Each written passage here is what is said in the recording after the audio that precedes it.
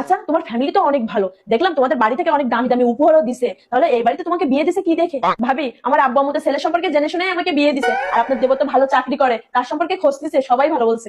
শুধু ছেলের সম্পর্কে খোঁজ নিলে হবে? তার ফ্যামিলি সম্পর্কে জেনে শুনে বিয়ে দেওয়া উচিত ছিল। যাই হোক, তুমি সুন্দর করে রেডি হয়ে থাইকো। ছোট বৌমা, শুনো, তোমার বিয়েতে যে গহনাগুলো পাইছো সব আমার রুমে গিয়ে রেখে আসবা, আমি সুন্দর করে গুছিয়ে রেখে দেবো। কে যে কখন তোমার রুম থেকে গহনাগুলো নিয়ে যাবে তুমি টেরও পাবা না। কেন আম্মা, কে নিবে? এই বাড়িতে তো বাইরের মানুষ থাকে না। বাইরের মানুষের দরকার হবে না, ঘরের শত্রুই বিবেচন। ওই যে বড় বউকে যেমন দেখতেছো না, ও কিন্তু তেমন না, মুখে মধু অন্তরে বিষ। ওর কাছ থেকে দূরে দূরে থাকবা, আমি আগেই তোমাকে সাবধান করে গেলাম। শুনো বড় বউ, ওই ছোট বউকে একটু কাজ কাম শিখাই দিও। বড় লোক ঘরের মেয়ে বলে এই বাড়িতে কিন্তু নবাবি চলবে না। আম্মা, নতুন আসছে, থাক, কিছুদিন কাজ কাম করা লাগবে না। এইভাবে ছাড় দিও না, পরে কিন্তু মাথায় উঠে নাচবে। ওকে দেখে আমার সুবিধা মনে হয় না। আর ওকে বলে দিও, আমার ছেলে বাসায় আসলে রুমে বসে বসে যেন গল্প না করে, এটা কিন্তু ঠিক না, বাড়ির মানুষ কিন্তু খারাপ বলে।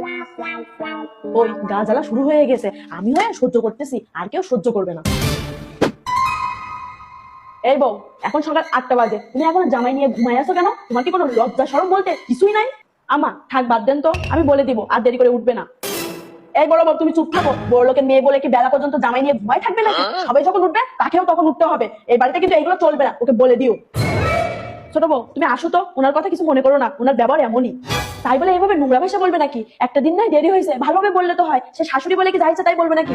ওনার ব্যবহার এর থেকে খারাপ। আমার সাথে যে ব্যবহার গুলো করে, সে ব্যবহার যদি অন্য কারোর সাথে করতো, সে এতদিন এই বাড়ি থেকে পালিয়ে যেত। আমি যেতে পারি না, আমার বাচ্চার মুখের দিকে তাকিয়ে। এই বাড়িতে কিছুদিন থাকো, সবই বুঝতে পারবা। ওই মহিলা ছেলে বইয়ের সুখ সহ্য করতে পারে না। সহ্য করতে পারে না যখন, তাহলে ছেলে বিয়ে দিছিল কেন? এটা আবার কেমন ধরনের মানুষ, আমি বুঝলাম না। কিরে, এখন রাত 8টা বাজতে পারলো না, তুই বাড়িতে কি করিস? বাড়িতে এসে সরাসরি বসে এসে গল্প করতেছিস কেন? আমা, আমি বলছি আপনার ছেলেকে বাড়িতে আসতে, আমার একা একা লাগতেছিল তাই।